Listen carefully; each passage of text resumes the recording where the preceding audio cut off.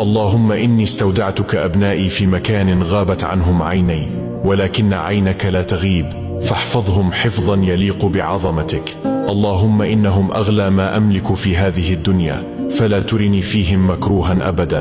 اللهم إنهم هبة منك، مصابيح بيتي، فلا تطفئ لهم نورا، ووفقهم لما تحب وترضى.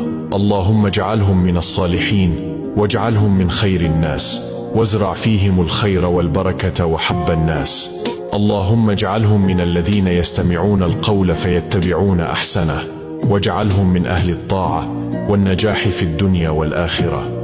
اللهم ارزقهم التوفيق في كل خطواتهم، وارزقهم العلم النافع والعمل الصالح، ووفقهم في كل ما يرضيك.